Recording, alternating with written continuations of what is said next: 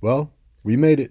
It's the end of the first week, and I'm here at beautiful Pinehurst, number two, my favorite golf course I've ever played in North Carolina. Looks like a great day to go play golf, but it's kind of cold. So I figured this is as close as I'm going to get. I did want to share with you a few things about our first week that hopefully will be useful to everyone. A couple reminders, couple announcements, kind of thing. So we have made it through the first week. So hopefully we've worked out some kinks this week. If there was any issues with how to post things, where things are, that kind of stuff, hopefully that's resolved itself. But again, if it hasn't, go ahead and ask me those questions. I've enjoyed watching your introduction videos so far. Those aren't due until next week. Remember, you could turn it in now or next week.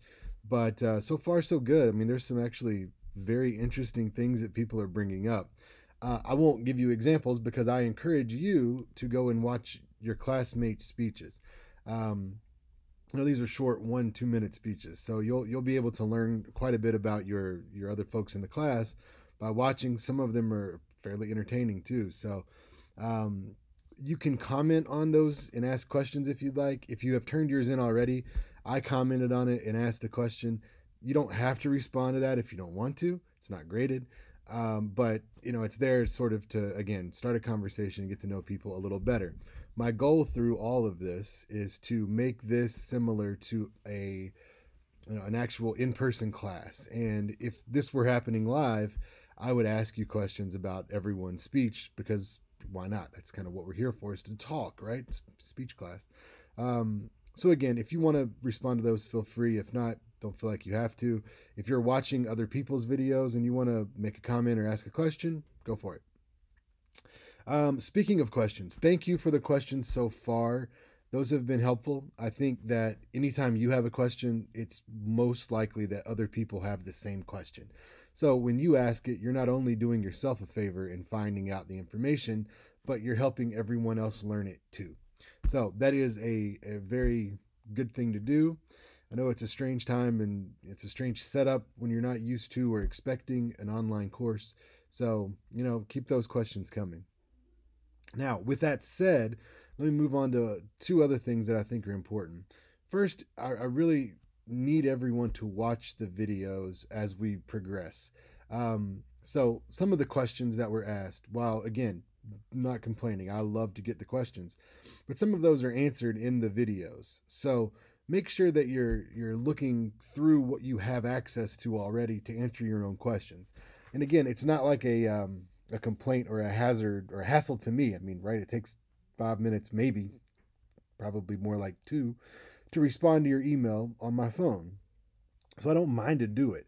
But, when you're thinking about preparing for that next level, whatever that is for you, whether that's grad school or employment, that kind of stuff, you're going to want to be sort of on top of that. I know as an employer, when consultants will come to me with a question that we've covered in training, it annoys me a little bit. And it's because I expect a lot from them.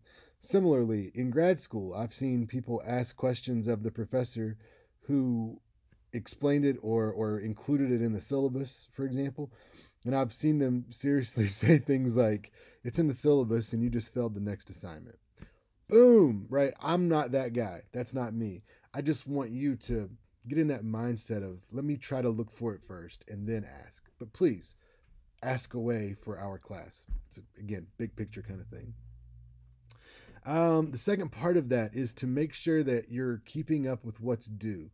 So the thing that was due for this past week that ended yesterday, two things. You had your surveys and you had your content quiz, the first one. And surveys, I think we have most of those, but not all of them. And content quizzes, again, about the same thing. There's 5 or 6 people who did not do the first content quiz. So again, take a close look at the syllabus and see what's due, and then find it on the Blackboard website. It's probably under the assignments tab or it's in the discussion forum. But if you can't find where something's supposed to be turned in, ask me. Again, the whole, look for the answer first. That's a good life tool. But for us, let's make sure we're keeping the communication open. Two more things very briefly here. First is I want to talk to you or show you just quickly the survey feedback. Here is that. I don't know if you can hear it, but I can hear my son and my dogs. Pretty normal for us. But here were the results. Now, I have measured things like your anxiety, your influence, your confidence, your agency, and overall empowerment. And these three things, influence, confidence, and agency, go together to make empowerment. And I want to show you these scores. They're not very surprising, and that's to be expected. So these are in different order, but let's look at anxiety first. Whoops. Okay, well, it's this one here. The average anxiety score was a 20.6. And if we drop down here, we'll see that that is on the upper moderate end. So that's about normal. I think the national average is about a 19. So if you're nervous, you're fairly on average anyway, moderately nervous, and that's, again, pretty expected. The goal here is to bring that down. I don't know if we'll get to the 6 to 13 range, but if we're right now at a 2021, if we can get it down to the, let's say below 17, we'll have made some pretty good progress. Now, these others let's do influence first. It was a 17.4, and then that is also high moderate. So that's good. You feel like you're able to influence people. What about your confidence levels? You had a 12.5 overall. For confidence, there was a 12 to 18 was moderate. So here you're low moderate. So not extremely confident, but again, we'll want these to all increase. But you're still in that middle sort of moderate range. And then agency, you had 14.1. Agency down here is moderate as well at 14.1. So you're at the upper end of moderate for that one. When you think of empowerment, you're at a 55. And that's actually on the high end of things. I'm sorry, that's the maximum. Just kidding. 44 is where you were, which is, again, right in the center. 44 right in the middle. So again, nothing too out of the ordinary there. I did, however, run it. You don't need to know all this. It was called a MANOVA, statistical analysis, and found that sex, your sex, male, female, didn't want to answer. That was not a factor in any of this. Neither was your age group or your ethnicity. However, your experience did come into play on agency. So on this one, it turns out that people who are more experienced have more agency than people who are not experienced. And this is important, I think. It's kind of expected that people who have given more speeches feel like they are more able and willing to do that. And I think that's important for you if you are lower on that scale, because this tells you that the more you do it, the more likely you are to continue to do it. The more likely you are at least to feel like you can do it. So you're going to see it as normal. That's something that I think you can look forward to through this course, is at least gaining experience, which we just learned from this group, seems to go along with increased agency. So there's a nice bonus. I will put this up if you're interested in taking a closer look. If you're a stats nerd like me, that'll be interesting. If not, it's there. You can ignore it. The last thing before I wrap the video up for the week is to go back here to our syllabus and remind you that next week coming up, you've got 3 things that are due. All right, so actually 4 things for some of you. So, I'm sorry, 3 things for some, 2 things for others. The introduction speech. If you've already turned that in, great. Cross that off your list. You've done it. If you haven't, that needs to be in by, again, this coming Thursday by 11:59 p.m. Speech lab tour. I think only one person has done that so far. But again, there are directions, and the short of it is that you go to our website, gvsu.edu/speechlab. You will click on the COVID-19 resources link. That will take you to where it will tell you to schedule a consultation, and you can do that. Matter of fact, instead of talking about it, I guess we could just be about it briefly. Let's go here. Actually, I'm going to keep that open. gvsu.edu/speechlab. When you get there, come here, COVID-19 options and resources. Click on that. Then this will come to the bottom. Just click on this.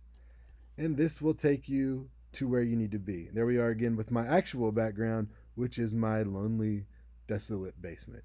But normally you will see other icons here that will let you know that people are in this room. You can click join now, and that'll take you to the person that can direct you toward the Speech Lab consultants. All right, that's better. Back at the golf course. So the other things that you need to do, you'll want your content quiz. Don't forget that. And again, just so that we're all on the same page, let me pop this guy up. Maybe. There we go. Let's come here. Got to get out of this view. Just kidding. Get out of there. If you go over to assignments, here are your content quizzes. Right? So there they are. Go for it. You should have no problem with those. All right. So again, as I mentioned, if you have questions, poke around, look for the answers. It may just be, hiding a little bit, and if that's the case, that's fine. Feel free to ask me about it. The big thing that I want you to realize from this week is how to basically navigate the course. And when you're turning things in, it's again either going to be there in the quizzes with the assignments, or it's going to be on a discussion board where you'll create a new thread and then post your items. If it's something too large like a video, many of you were able to upload your quick videos. Others did a link to either YouTube or your Google Drive. Either one's fine. They worked great. All right, so next week, there are already the videos posted, so if you want to get started early, feel free to do that. And yeah, I will talk to you next time around the end of next week, if not before. Have a great weekend, stay safe, and I will see you later.